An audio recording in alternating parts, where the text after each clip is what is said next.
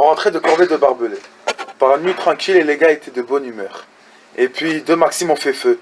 Un tigre fila meurtrier et un de mes compagnons a levé les mains en l'air avant de s'effondrer. Sans un bruit, je suis resté figé sur place, dérouté par cette attaque subite, sans savoir de quel côté aller. Alors j'ai entendu quelqu'un crier. Attention! Attention au barbelé! Et j'ai vu mes compagnons terrifiés, qui se dispersaient ventre à terre, dans tous les sens. Je me suis mis à courir, mais là quelque chose m'a balayé. J'ai eu le souffle coupé et je suis tombé à la renverse. Et le barbelé m'a attrapé. Je ne me suis pas d'abord rendu compte que j'étais blessée. J'étais couchée dans les barbelés, j'avais du mal à respirer. Je dois rester parfaitement calme, je me suis dit. Si je remue, je vais tellement m'empêtrer que je n'en sortirai jamais. Alors une fusée blanche est montée dans le ciel, et dans la lumière qui a suivi, j'ai vu que j'avais le ventre complètement déchiré, et que mes viscères se répandaient comme un bouquet de roses bleues ratées. Cette vision m'a terrifiée. J'ai commencé à me débattre, mais plus je me tordais, plus les poings s'enfonçaient. J'ai fini par ne plus pouvoir bouger les jambes, et alors, j'ai su que j'allais mourir. Je suis donc restée tranquille, étirée de tout mon long, à geindre et à cracher le sang. Je n'arrivais pas à oublier la tête des gars et leurs débandades affolées quand les mitrailleuses avaient fait feu. Je me suis rappelé une fois, enfant, où j'étais allé chez mon grand-père qui avait une ferme. Cette année-là, les lapins lui mangeaient ses choux et il avait fermé tous les accès à son champ, à l'exception d'un seul, où il avait disposé des feuilles de salade et des jeunes carottes pour les appâter. Une fois le champ rempli de lapins, la partie de rigolade avait commencé.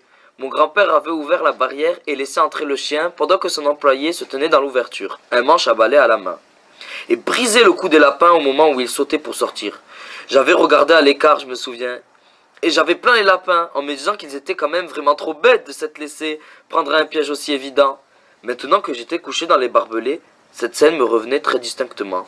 Et c'était moi qui avais plaint les lapins, moi qui maintenant étais pris dans les barbelés. Couché les yeux fermés, je me remémorais tout ça. Et puis j'ai entendu le maire de ma ville prononcer son discours annuel au cimetière militaire chez nous. Des bribes me revenaient à l'esprit. Ces hommes ont connu la gloire de mourir au champ d'honneur. Ils ont connu le bonheur de donner leur vie pour une noble cause. Quelle exaltation n'ont-ils pas dû éprouver quand, ayant reçu le baiser de la mort, elle leur a fermé les yeux pour l'éternité de l'immortalité. Tout à coup, je me suis vue, moi aussi, petit garçon dans la foule, la gorge serrée pour retenir mes larmes, transporté par ses propos et croyant chaque mot prononcé. Et c'est à ce moment-là que j'ai compris clairement pourquoi j'étais à présent en train de mourir dans les barbelés. Le premier choc était passé, et mes blessures ont commencé à me faire souffrir. J'avais vu d'autres hommes mourir dans les barbelés, et j'avais juré que si ça m'arriverait, je me tairais. Mais au bout d'un moment, la douleur est devenue intolérable, et un cri tremblé et strident est sorti de moi. J'ai roulé comme ça longtemps, je ne pouvais pas m'en empêcher. À l'approche de l'aube, une sentinelle allemande est sortie de son poste pour ramper jusqu'à moi. Chut, il a dit d'une voix douce. Chut, s'il te plaît. Il était assis sur les talons, et il m'observait avec compassion. Alors j'ai commencé à lui parler. C'est un mensonge que les gens se racontent entre eux, mais personne n'y croit vraiment, j'ai dit, et j'en fais partie maintenant, que je le veuille ou non. J'en fais partie encore plus qu'avant. Dans quelques années, quand la guerre sera finie, on ramènera mon corps au cimetière militaire de ma ville, exactement comme on a ramené le corps des soldats tués avant ma naissance. Il y aura une fanfare et des discours et un bel obélisque en marbre avec mon nom gravé au pied. Le maire sera là aussi. Il montrera mon nom de ce gros index tremblotant en proférant des propos absurdes sur les morts glorieuses et les chants d'honneur. Il y aura d'autres petits garçons dans la foule qui l'écouteront et qui le croiront, exactement comme je l'ai écouté et cru. Chut, a dit l'Allemand doucement. Chut, chut. J'ai recommencé à me tordre dans les barbelés et à hurler. Je ne peux pas supporter cette idée, je ne peux pas. Je ne veux plus jamais entendre de musique militaire ou de mots grandiloquents. Je veux être enterré là où personne ne me trouvera jamais. Je veux disparaître complètement. Alors, tout à coup, je me suis tu, car je venais d'entrevoir une issue. J'ai enlevé mes plaques d'identification et je les ai jetées dans les barbelés. Le plus loin possible. J'ai déchiré en petits morceaux les lettres et les photographies que je gardais avec moi et je les ai dispersées. J'ai jeté mon casque pour que personne ne puisse m'identifier à partir du numéro de série imprimé sur le bandeau à l'intérieur. Et là, couché dans les barbelés, j'ai exulté. L'Allemand s'était redressé et me regardait l'air interdit. J'ai battu les orateurs et les poseurs de gerbe à leur propre jeu. J'ai dit je les ai tous battus.